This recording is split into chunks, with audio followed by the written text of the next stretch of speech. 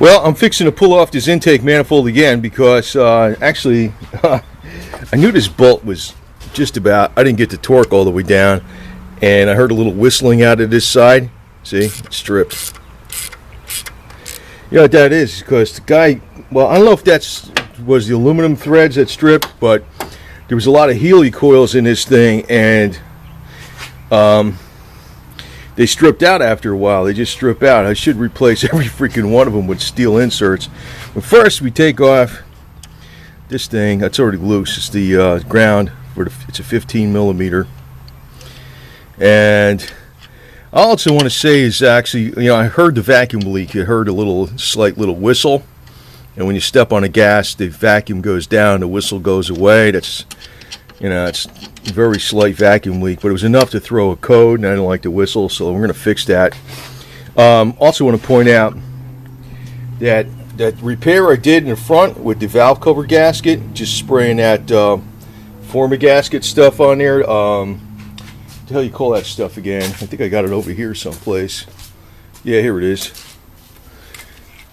This stuff. Permatex High-Tech Spray Gas Sealant. It's not RTV. 99 MA. That worked. I was kind of surprised because I thought that gasket was too crushed. It says, hey, you know, because I tried to get some cheap gaskets, and they're the wrong ones. So you take this off, and there's some sensors you got to pull off of here. Probably just leave this. I know what I'll do. I'll put the rug up on the hood of the car. Man, this can suck when I paint this. I swear to God, you know what I'm going to do with this car when I paint it? It's probably going to get truck bed lined from here to here. There's going to be striped down the back because I don't want to lose my workbench area here. Anyway, so then you got to pull off this sensor. I already unclipped it basically. This hose, right? You got a ground wire right here, right? You also got a sensor down there. I pretty much unclipped it. You can see it right down there, right? Push this down. It's out of the way. You're going to have to disconnect that hose in the back. Also the EGR, these the throttle cables. There's a tiny little hose on the bottom that goes to the well, wait a minute, that big hose actually is the vacuum for the brakes, and there's a little tiny hose on the bottom for the EGR. And then you got the map sensor and the air intake sensor on this side. For these two, I forgot which one is which. I think this one's the map and this one's the air intake. Pretty sure of it. And these are 12 millimeter volts. You got a ground wire over here. You got to make sure you put that on, and it comes off. Then I'll tape up over the in top. Usually it comes off in about 15 minutes. It goes on a little longer than that because I don't use these bolts. You can see right back here. See that way back there? There's a bracket back there. I don't use those. I just leave it like that. Sometimes you got to watch when you're dropping it in there because it fits right between there. I don't use those. Nobody uses those freaking things, but you don't have to. I don't think you have to. Nobody does. They're a pain in the ass to get to. So it comes off in about 15 minutes. 12 millimeter bolts on the top, and probably do separate video on putting a freaking helicoil insert in. But yeah, that did work. That did work. That was that gasket was changed, and I don't know, it crushed down, and it was like the metal lip was touching the freaking heads, and it was enough to keep it from. It was enough to make it leak. And you can see the red shit right over here. I put it on there, chemically cleaned it, put it on there. It doesn't, you know, I didn't see any leak in there, but I think there's leaking. There is some leak in the back. It's not my cam seals. It's not the crank seal. But there's some dripping. I think it's coming off the back valve cover gasket. Figures it's just as bad as the front. This one was dripping. And that got my alternator plus the cam seals. After I clean that one up, it should be okay. We'll get this thing off, show you how to take it off. And this little 1/4 inch Armstrong drive, picked up a while ago, man, it's a hell of a lot easier to get in here to get at these bolts. So these were 8mm bolts right there to get off the throttle position, the throttle cable.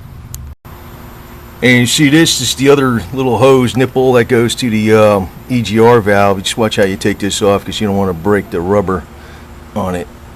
Man, get stuck on there. Come on, bitch. Come on. There it is. You don't want to break it. Crack that rubber hose thing. So then basically it's off. It's off. Ugh. That's it. So the only tools you need is 12mm. That's an 8mm for the throttle cable bolts. 10mm for the EGR hose thing. And actually I just reseal this up with RTV and unclip everything. And then this is my gasket I'll reuse. And the first thing I'm going to do is I'm going to clean this off chemically. And notice I'll put this down the same way as it goes on there. We'll clean that off chemically. You can reuse those. And we're going to cover this up with tape. So that's how you take it off basically. You got to take this off if you want to get at these spark plugs in the back. If you want to change them. So if you want to change your spark plugs, god damn. There it is. That's them. They're in there. And you got to watch. You look in there also if you're changing your spark plugs. Now I know these rubber O-rings are good, but if you want to look down there really good with a light, make sure there's no pooling of oil down there. If that's the case, you can see there's a O-ring on the side there. You want to change that. Now these O-rings are good. I see the gaskets are good. It just probably just needs to be resealed or some shit. But I think that's a steel insert, that's a steel insert, that's a steel insert, that's a steel insert, and obviously, no. I bet you there was a helicoil in there or some shit. That's what it looks like. That's why it failed. So I changed a lot of these with steel inserts over. And there's one, 2, 3. That's one. I think that's the only one I didn't change with a steel insert, and that failed. So that's how they should have made it from the factory. Actually, I'll tell you, if you change your spark plugs, you might as well get. I'll do a separate video on the steel inserts and doing that. But I put all new steel inserts in that freaking thing. And once you do that, you shouldn't have any problem. I think the torque is 165 inch-pounds or about 13 foot-pounds. And I used a beam style wrench for that thing. So anyway, we're going to fix that, reseal the freaking valve cover. And I ain't going to do a video on resealing the valve covers. It's the same as I did that one. But I'll show you, what I did on this, how I do the steel insert.